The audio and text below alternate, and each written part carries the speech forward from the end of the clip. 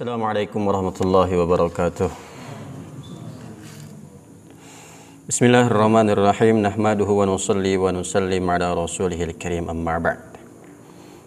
Insyaallah sekarang kita akan membahas pelajaran atau pembahasan mengenai ilmu tauhid. Dan tauhid yang dibahas ini saya ambil dari kitab Tijan Darori dan Kifayatul Awam. Kemudian ini hukum belajar ilmu tauhid ini saya ambil dari kitab Kifayatul Awam. Jadi nanti dibalance antara kitab Kifayatul Awam dan kitab Tijan Darori. Apa itu tauhid? Tauhid itu berasal dari kata ahadun yang artinya satu. Artinya mengesahkan Allah dengan sifat-sifatnya. Dan tauhid menurut akidah Asy'ariyah ini membahas aqidatul khamsin, akidah yang 50.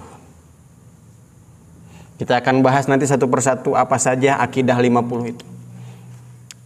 Di antaranya 20 sifat yang wajib bagi Allah, 20 sifat mustahil bagi Allah, 1 sifat jaiz bagi Allah. 4 sifat yang wajib bagi Rasul, 4 sifat yang mustahil bagi Rasul, dan 1 sifat yang jaiz bagi Rasul. Ini yang akan kita bahas nanti. Apa hukumnya belajar ilmu tauhid? Hukumnya adalah wajib. Wajib berarti fardu. Kalau fardu atau wajib, maka orang yang meninggalkannya mendapatkan dosa. Minimal itu. Kita bahas ke sini. Maka orang tidak cukup taklid. Apa itu taklid? Taklid ini ikut-ikutan saja. Artinya dia ikut orang lain tapi tanpa tahu dalilnya, tidak tahu hujahnya. Ini namanya taklid. Ada taklid yang benar, ada juga taklid yang buta. Kalau taklid dalam ilmu fikih dengan syarat taklid yang benar, ini diperbolehkan, bahkan wajib. Karena taklid di sini bukan tanpa dalil, tapi bi ghairi ma'rifati dalilin, tanpa mengetahui jelasnya dalil. Contohnya dalam ilmu fikih kita ikut Imam Syafi'i. Apakah Imam Syafi'i tanpa menggunakan dalil menentukan hukum? Tidak. Beliau pasti menggunakan dalil. Beliau pun ahli hadis. Bahkan beliau menulis kitab yang namanya Musnad Syafi'i. Imam Bukhari dan Imam Muslim pun tidak mencantumkan hadis-hadis yang sudah dibukukan oleh Imam Syafi'i dalam musnadnya. Ini adabnya ulama, tidak mau menjiplak. Jadi Imam Syafi'i ini adalah ahli hadis dan juga ahli fikih. Hukum-hukum yang beliau simpulkan, yang beliau tuliskan sehingga menjadi madhab Imam Syafi'i, ini bukan tanpa dalil. Beliau ini ahli dalam hadis. Kita ikut beliau, meyakini bahwa pendapat beliau ini menggunakan hadis-hadis yang sahih. Nah, taklid yang seperti ini yang diperbolehkan, bukan taklid buta. Karena kita yakin bahwa Imam Syafi'i menggunakan hadis dalam menentukan hukum, maka kita ikut beliau. Dalam masalah fikih ini wajib bahkan. Tapi dalam masalah akidah, dalam masalah tauhid, ini taklid tidak cukup. Kalian ikut saya tahu dalilnya misalnya, nggak cukup. Berarti itu kan bi ghairi ma'rifati dalilin, nggak tahu jelasnya dalil. Tapi saya ikut ustadz karena ustadz tahu dalilnya. Nggak cukup kalau tauhid seperti ini. Tidak cukup taklid. Maka dia harus mengetahui dalilnya. minimal dalil ijmali. Apa itu dalil ijmali? Dalil ijmali ini dalil yang umum. Contoh, Allah Subhanahu wa ta'ala ada. Yakin ada? Yakin. Apa dalilnya? Alam semesta dan isinya. Kalau ada alam semesta, pasti ada yang menciptakannya. Yang menciptakan siapa? Allah. Ini dalil yang umum. Bukan dalil tafsili. Apa itu dalil tafsili? Ketika orang mengatakan bahwa Allah Subhanahu wa ta'ala itu ada. Dalilnya apa? Alam semesta ini. Ditanya lagi, adanya Allah itu sifatnya atau zatnya? Dan ini semakin terperinci, dan ini tidak perlu seperti itu. Yang penting umumnya Allah ada. Apa dalilnya? Alam semesta. Kalau alam semesta ini ada, pasti ada yang menciptakannya. Yang menciptakannya siapa? Allah. Cukup sampai situ. Minimal tahu dalil umumnya. Gak harus sampai mendetil. Kembali lagi kepada taklid. Maka orang tidak tahu dalil ijmali, dalil umumnya, dia dikatakan orang yang taklid. Yakin Allah itu ada, tapi nggak tahu apa dasarnya, nggak tahu apa hujahnya, nggak tahu apa dalilnya. Saya yakin Allah ada. Apa buktinya? Nggak tahu. Nah, ini namanya taklid. Kenapa kamu bisa yakin Allah ada? Kata ustaz saya ada. Kata guru-guru saya ada. Kata kedua orang tua saya ada. Ya saya yakin Allah ada. Nggak cukup seperti itu. Itu namanya ikut-ikutan. Ikut orang lain tanpa dasar. Walaupun masalah taklid ini menjadi khilaf. Sekali lagi, ini di dalam kitab Kifayatul Awam. Di antara beberapa pendapat para ulama, pertama adalah taklid ini sah atau boleh, tapi tetap mendapatkan dosa. Dia nggak tahu dalilnya Allah itu ada. Keimanan dia tetap sah, tetapi dia berdosa. Pendapat yang kedua tidak sah. Maka orang yang taklid, orang yang beriman kepada Allah bahwa Allah itu ada tapi nggak tahu dalilnya, maka dihukumi kafir. Berat ini kan? Berarti banyak sekali orang yang kafir walaupun dia sholat. Kalau mengikuti pendapat yang kedua. Pendapat yang ketiga, sah bagi orang awam, tapi tidak sah bagi orang alim.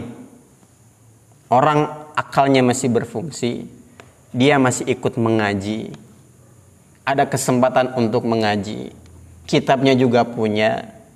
Ini tidak sah bagi orang seperti ini. Ditakutkan akan mengikuti hukum yang kedua. Bagi orang awam, orang-orang yang nggak ngerti, orang-orang yang hanya pergi ke masjid untuk sholat, kajian pun hanya seminggu sekali, bahkan jarang sekali, tapi dia tetap sholat, sholatnya di rumah. Misalnya, orang yang seperti ini sah. Tapi bagi orang alim, bagi para pelajar, bagi para santri, ini wajib mengetahui dalilnya. Minimal dalil ijmali. Gak boleh taklid. Dan ini pendapat yang paling dipilih. Yang rajih. Pendapat ketiga. Pendapat keempat, sah secara mutlak. Jadi tidak ada pembagian antara orang awam ataupun orang alim. Yang penting sah.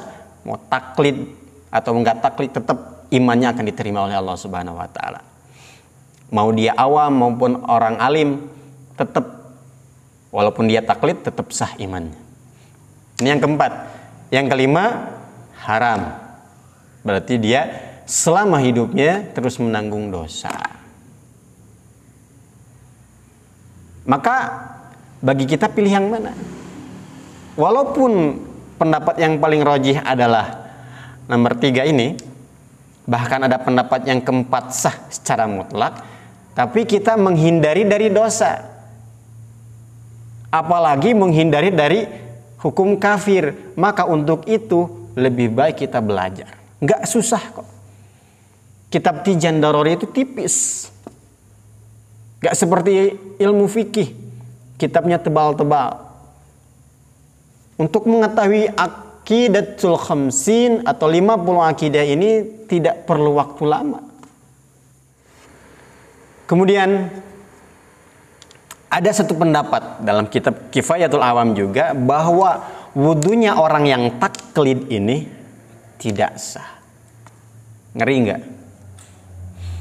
Kalau wudunya tidak sah, berarti sholatnya nggak sah. Kalau sholatnya nggak sah, seumur hidupnya dosa terus. Maka sekali lagi untuk menghindari ini, kita belajar.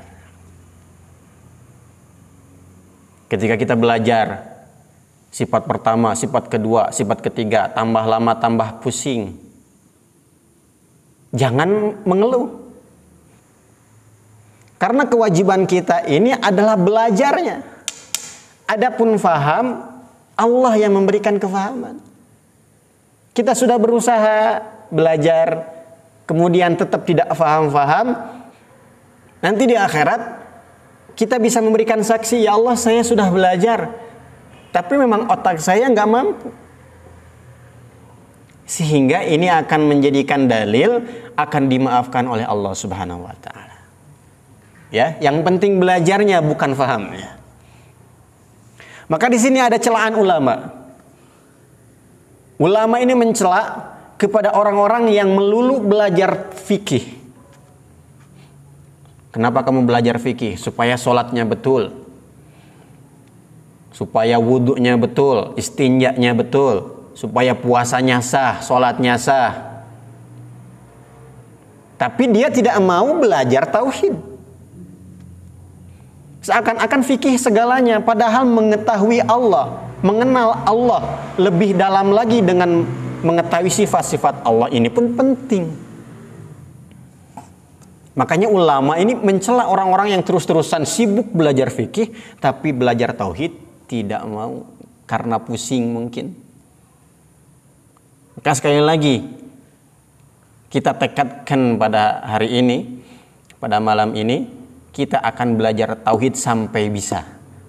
Paham tidak paham, biarkan Allah yang memberikan kefahaman. Tapi kita punya tekad, saya ingin belajar tauhid sampai tamat mengenai akidah yang 50. Insyaallah ya. Jadi ringkasnya adalah belajar tauhid, artinya belajar akidah yang 50, ini adalah wajib fardu. Maka tidak cukup taklid dalam masalah ini. Berbeda dengan fikih yang diperbolehkan bahkan wajib. Tapi dalam akidah ini ada 5 pendapat. Namun tetap lebih hati-hatinya, lebih baik kita mendalaminya atau belajar mengenai ilmu tauhid. Supaya kita tidak dianggap sebagai orang yang berdosa, apalagi kafir. Na'udzubillahi min dzalik. Minimalnya kita belajar dalil umumnya. Ini kesimpulan daripada hukum tauhid. Mafhum ikhwan? Ada pertanyaan? Ada? Pusing? Ya diresapi saja ya. Diulang-ulang kalau pusing. Kalau nggak ada pertanyaan, kita akan langsung lanjut kepada pembahasan berikutnya.